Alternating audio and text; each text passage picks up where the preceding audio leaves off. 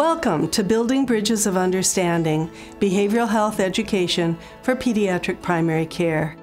I am Dr. Heather Walter, Senior Attending Psychiatrist at Boston Children's Hospital and Professor of Psychiatry at Harvard Medical School, with Dr. David Damaso, Psychiatrist-in-Chief at Boston Children's Hospital and Professor of Psychiatry and Pediatrics at Harvard Medical School. Joining us later in the course will be Drs. Erica Lee and Kenesha Sinclair McBride, attending clinical psychologists from Boston Children's Hospital, and behind the scenes is Zoe Judd, our graphic designer.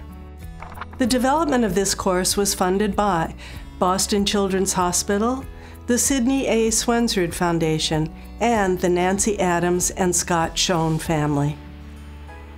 None of the presenters in this course have any financial relationships with commercial entities producing, marketing, reselling, or distributing healthcare goods or services consumed by or used on patients relevant to the content we are presenting. The first module in this course is Introduction to Behavioral Health in Pediatric Primary Care.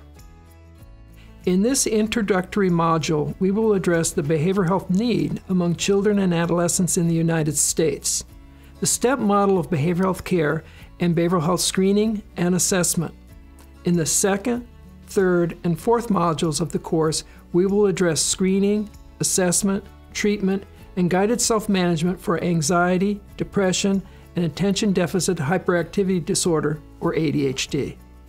In Module 5, we will summarize what you've learned in this course and assess your thoughts about the usefulness of the course for your work in pediatric primary care.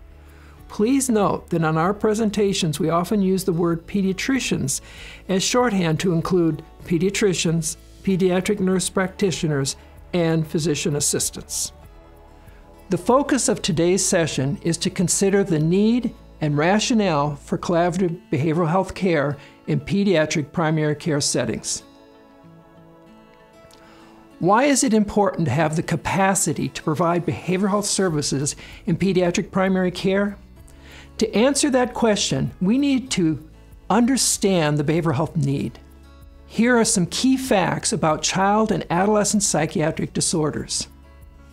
1 in 5 children and adolescents experience a psychiatric disorder within the past year.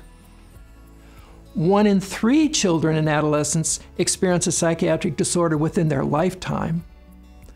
1/2 of psychiatric disorders begin by age 14, and 3/4 begin by age 25. Less than 1/2 of children and adolescents with psychiatric disorders receive treatment. For those receiving treatments, 10 years is the average delay between symptom onset and treatment initiation. Untreated child and adolescent psychiatric disorders can persist over decades, become increasingly intractable to treatment, and incur progressively greater consequences over time in the family, in social life, and in educational and economic achievement. The prevalence of child and adolescent psychiatric disorders is similar worldwide. Behavioral disorders are the most common overall, with a prevalence of 7 to 8%. Next is anxiety, with a prevalence of 6 to 8%. ADHD is the most common disorder in the United States with a 10% prevalence, but a lower prevalence, 4% worldwide. Depression is the least common of the most prevalent disorders at 3 to 4%, but has a much higher prevalence in adolescents, as we shall see later. Child and adolescent psychiatric disorders carry a high disability burden among children worldwide. In Europe and the Americas, psychiatric disorders rank 2nd in disability burden. In Western Pacific, 3rd.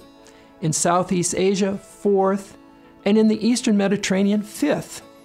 Only in Sub-Saharan Africa does the disability burden of psychiatric disorders recede in importance, given the prominence of infectious diseases in those countries. Behavioral disorders, including ADHD, cause the greatest disability burden worldwide, followed by anxiety and depression. Do we have enough behavioral health specialists to address the behavioral health need? To answer that question, we need to examine the behavioral health workforce in the United States today. There are only around 8,000 practicing child and adolescent psychiatrists in the U.S., with most concentrated in the Northeast. All other areas of the country except Hawaii have a severe shortage, with only 1 to 17 child psychiatrists per 100,000 population. There are only around 25,000 practicing clinical child psychologists in the United States, with most concentrated in the Northeast, California, and Texas. There are severe shortages in the Western, Midwestern, and Southern states and in far north New England. There are only around 800 practicing developmental behavioral pediatricians in the U.S., with most concentrated in the Northeast. There are significant shortages in most other states. Here you can see the impact of this workforce shortage on access to behavioral health treatment. In the map on the left, the darkly colored states represent the highest needs in terms of the reported prevalence of psychiatric disorders in youth. And in the map on the right, the darkly colored states represent the most unmet need. All but 2 states in the Southeast and Southwest have severe unmet need for behavioral health services. The need for a new model of behavioral health care seems clear. There are simply not enough behavioral health specialists to meet the need for behavioral health services. Therefore, one of the most promising models to increase access to behavioral health care is collaborative partnerships between behavioral health specialists and primary care pediatricians. One of the reasons this collaborative model is so promising is the sheer size of the pediatric workforce. There are around 60,000 practicing primary care pediatricians in the U.S., and although there is some concentration in the East, in general, there's less geographic disparity than for behavioral health clinicians, with only 8 states facing severe shortages. Moreover, pediatricians possess the primary care advantage when caring for children and adolescents with behavioral health problems, including pediatricians' role as the first point of contact, their developmental perspective, their long and trusting relationships with families, and the lack of stigma associated with seeing a primary care doctor. Which youth with behavioral health problems can pediatricians help to manage? There are around 50 million school-age children and adolescents in the United States today. Of these, 10 million, or 20% of the total, will have a diagnosable psychiatric disorder with functional impairment. Of these 10 million youth, 7.5 million, or 75%, will have a disorder that is mild or moderate in severity, and 2.5 million, 25%, will have a severe disorder. If primary care pediatricians can safely and effectively manage those youth with mild to moderate disorders, then scarce behavioral health specialists can be conserved for the management of severe disorders. This is the rationale for collaborative behavioral health care. How do we get to collaborative behavioral health in pediatric primary care? As you will see, the American Academy of Pediatrics, or AAP, has shown us the way by creating a series of roadmaps to guide the way.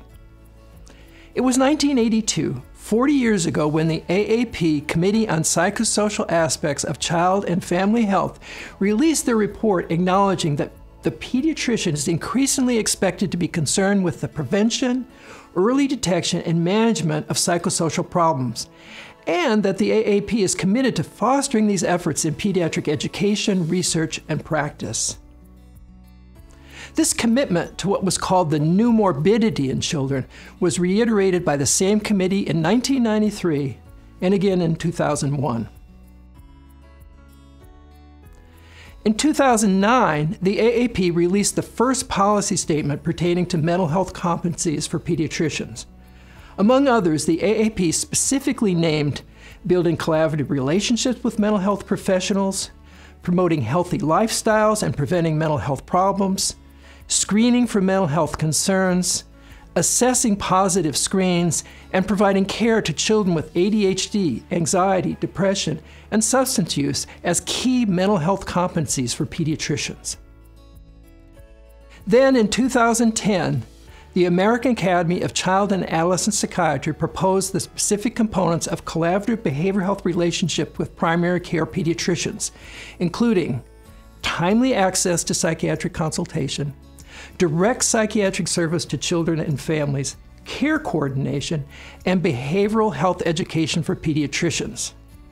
And finally, bringing us all the way from 1982 to the present, in 2019, the AAP released updated mental health competencies for pediatric practice, now providing substantial detail about specific mental health skills a pediatrician should acquire. These skills include building therapeutic alliances with patients and families, teaching health promotion and illness prevention skills to patients and families, learning evidence-based assessment, psychosocial intervention, and psychopharmacologic skills, and developing team-based skills. It is these specific competencies that we have targeted in this course. The key components of collaborative care relationships, education, consultation, care coordination, and direct service can be delivered in a variety of collaborative care models, arrayed on a spectrum from minimal collaboration to basic collaboration at distance on site to partially or fully integrated collaboration. Here we illustrate these collaborative care models. Beginning in the upper left, in minimal collaboration, or the referral model, the pediatrician in the blue office refers the patient to an off-site therapist in the green office and an off-site psychiatrist in the purple office to receive behavioral health care. On the upper right, in basic collaboration at a distance, or the consultation model, the pediatrician consults with an off-site psychiatrist, usually by telephone, about the pediatrician's behavioral health care of their patient. On the lower left, in basic on-site collaboration, or the co-located model, the therapist and/or psychiatrist are located in the same building as the pediatrician, facilitating regular communication about patients' behavioral health care, particularly if there's a shared electronic medical record. On the lower right, in integrated collaboration, the integrated model, the pediatrician, therapist, and care coordinator, in pink, function as a cohesive team in caring for patients with behavioral health problems, with ready access to an off-site consulting psychiatrist as needed. Although each of these models has empirical support in both adult and pediatric populations, the integrated model has been shown to have the best patient outcomes. To prepare for collaborative care, the AAP has sought to identify pediatricians' attitudes about providing behavioral health care in their practices. In a recent AAP survey, the top 3 solutions nominated by pediatricians in addressing the shortage of pediatric subspecialists were pediatricians taking on the management of more chronic patients, including those with behavioral health problems, subspecialists like child and adolescent psychiatrists or developmental and behavioral pediatricians, educating pediatricians about behavioral health, and the use of telemedicine for consultation or management. In this context, to help pediatricians safely and effectively expand their scope of practice to behavioral health, the AAP has provided an abundance of resources, including guidelines for the treatment of depression, aggression, and ADHD, algorithms for pediatric mental health care, comprehensive guides for pediatricians addressing the mental health care of children and adolescents, and a mental health toolkit, among many other resources. Yet, despite these abundant resources, more than half of pediatrician respondents reported lack of training, lack of confidence, and lack of time as having a significant impact on their ability to safely and effectively provide behavioral health care in their practices. It is clear that the time is now to create and broadly implement new models of collaborative care that can increase access to behavioral health services for the millions of youth needing care. This course is specifically designed to engage you in this effort by providing you with essential behavioral health knowledge and skills. The collaborative care model we will present to you is designed to provide behavioral health care to the right patient, by the right provider, with the right service, at the right time, as in the STEP model of care depicted here. This concludes the first session of the 2-session introduction module. Our next session will address the STEP model of behavioral health care and behavioral health screening assessment in children and adolescents. Thank you for your attention, and see you next time.